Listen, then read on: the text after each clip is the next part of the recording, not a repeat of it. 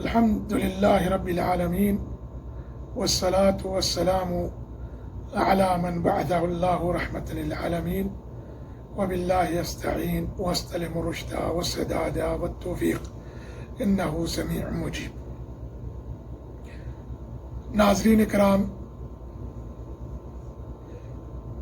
اپنے YouTube channel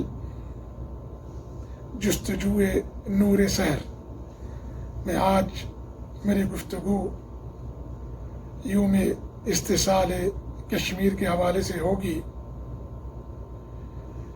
ناظرین کرام، بر صغیر میں سینکڑوں دیسی ریاستیں تھیں۔ وہ ساری ریاستیں یا تو پاکستان کے اندر ضم ہو گئیں یا ہندوستان کے اندر۔ ریاست جموں و کشمیر واحد ریاست ہے کہ جس کا مسئلہ ابھی تک حل نہیں ہوا، اور اقوام متحدہ کی قراردادوں کے مطابق جس کو ہر دو ملکوں ہندوستان اور پاکستان نے مانا ہوا ہے کہ یہ علاقہ متنازع ہے اور اس میں رائے شماری کرائی جائے گی، اور رائے شماری کی روشنی میں اس ریاست نے یا ہندوستان کے ساتھ الحاق کرنا ہے یا پاکستان کے ساتھ۔ لیکن اقوام متحدہ سے رائے شماری کی امید کرنا ایسے ہی ہے جیسے کسی شخص کی مرغی کے بچے کو گدھ لے گئی تھی اور وہ چولہے کے پاس بیٹھ گیا تھا کہ آخر کار پکانے کے لیے تو اسی چولہے کے پاس آئے گی۔ ریاست جموں و کشمیر دو حصوں میں عملی طور پہ اس وقت پایا جاتا ہے۔ ایک حصہ وہ جسے مقبوضہ کشمیر کہتے ہیں، جس پہ ہندوستان کا غاصبانہ قبضہ ہے۔ دوسرا حصہ وہ حصہ ہے جسے آزاد جموں و کشمیر و گلگت و بلتستان کہتے ہیں۔ آزاد کشمیر میں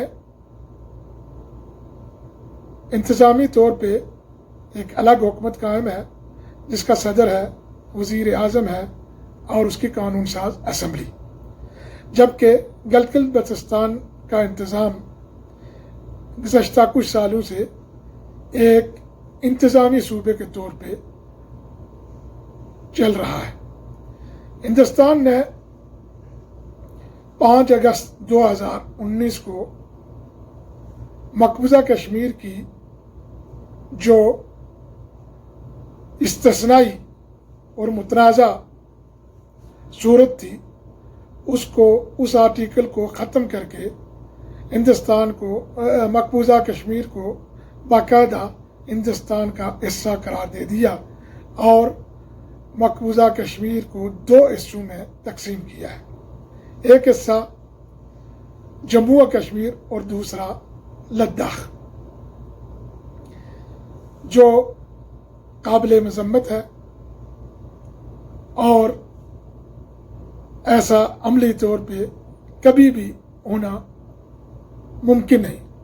نہ اسے کشمیری قبول کرتے ہیں اور نہ ہی اسے پاکستان اور پاکستانی عوام اور امت مسلمہ تسلیم کریں گی۔ 4 اگست 2020 کو حکومت آزاد کشمیر اور دیگر کئی جماعتوں کی طرف سے اس دن کو، جس دن ہندوستان نے یہ آرٹیکل ختم کیا، اس کو یوم استحصال کے طور پہ منانے کی اپیل کی، جس کو ہم اندرون ملک اور بیرون ملک بھرپور طریقے سے منا رہے ہیں۔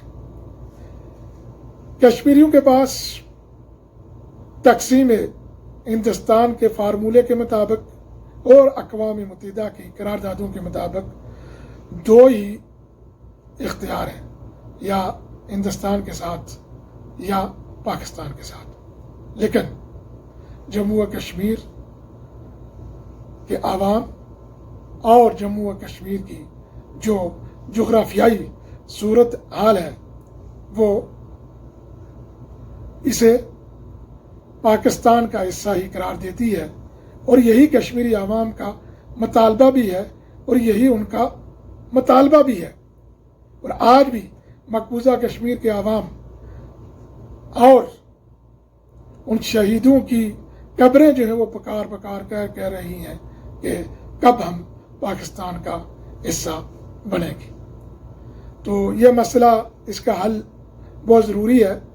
ہندوستان ضد نہ کرے، اور یقیناً اس کا سب سے پہلا حل موجودہ مراحل میں مذاکرات ہی ہیں، اور ہم ہر دو حکومتوں سے، ہندوستان اور پاکستان، اور ہمارے جو دوست پڑوسی ممالک ہیں جس طرح چائنا ہے اور دیگر برادر اور دوست ملکوں سے یہ اپیل ہے کہ وہ مذاکرات کے ذریعے اس مسئلے کا حل نکالیں جو انتہائی ناگزیر ہے۔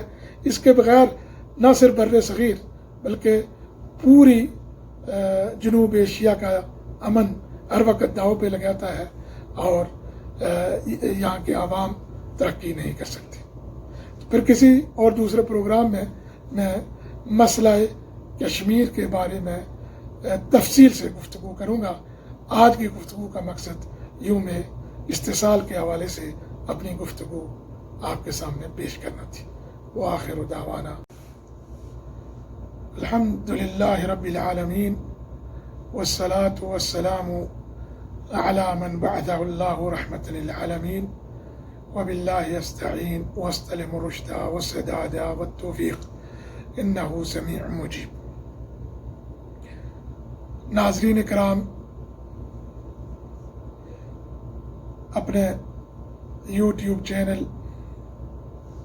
جستجو نور سحر میں آج میری گفتگو یوم استحصال کشمیر کے حوالے سے ہوگی۔ ناظرین کرام، بر صغیر میں سینکڑوں دیسی ریاستیں تھیں۔ وہ ساری ریاستیں یا تو پاکستان کے اندر ضم ہو گئیں یا ہندوستان کے اندر۔ ریاست جموں و کشمیر واحد ریاست ہے کہ جس کا مسئلہ ابھی تک حل نہیں ہوا، اور اقوام متحدہ کی قراردادوں کے مطابق جس کو ہر دو ملکوں ہندوستان اور پاکستان نے مانا ہوا ہے کہ یہ علاقہ متنازع ہے اور اس میں رائے شماری کرائی جائے گی، اور رائے شماری کی روشنی میں اس ریاست نے یا ہندوستان کے ساتھ الحاق کرنا ہے یا پاکستان کے ساتھ۔ لیکن اقوام متحدہ سے رائے شماری کی امید کرنا ایسے ہی ہے جیسے کسی شخص کی مرغی کے بچے کو گدھ لے گئی تھی اور وہ چولہے کے پاس بیٹھ گیا تھا کہ آخر کار پکانے کے لیے تو اسی چولہے کے پاس آئے گی۔ ریاست جموں و کشمیر دو حصوں میں عملی طور پہ اس وقت پایا جاتا ہے۔ ایک حصہ وہ جسے مقبوضہ کشمیر کہتے ہیں، جس پہ ہندوستان کا غاصبانہ قبضہ ہے۔ دوسرا حصہ وہ حصہ ہے جسے آزاد جموں و کشمیر و گلگت بلتستان کہتے ہیں۔ آزاد کشمیر میں انتظامی طور پہ ایک الگ حکومت قائم ہے جس کا صدر ہے، وزیر اعظم ہے، اور اس کی قانون ساز اسمبلی، جبکہ گلگت بلتستان کا انتظام گزشتہ کچھ سالوں سے ایک انتظامی صوبے کے طور پہ چل رہا ہے۔ ہندوستان نے 5 اگست 2019 کو مقبوضہ کشمیر کی جو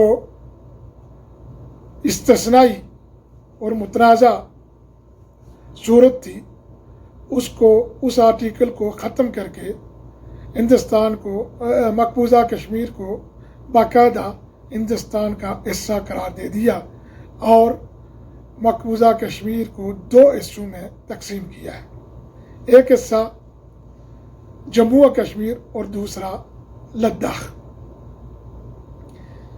جو قابل مذمت ہے اور ایسا عملی طور پہ کبھی بھی ہونا ممکن نہیں، نہ اسے کشمیری قبول کرتے ہیں اور نہ ہی اسے پاکستان اور پاکستانی عوام اور امت مسلمہ تسلیم کریں گی۔ 4 اگست 2020 کو حکومت آزاد کشمیر اور دیگر کئی جماعتوں کی طرف سے اس دن کو، جس دن ہندوستان نے یہ آرٹیکل ختم کیا، اس کو یوم استحصال کے طور پہ منانے کی اپیل کی، جس کو ہم اندرون ملک اور بیرون ملک بھرپور طریقے سے منا رہے ہیں۔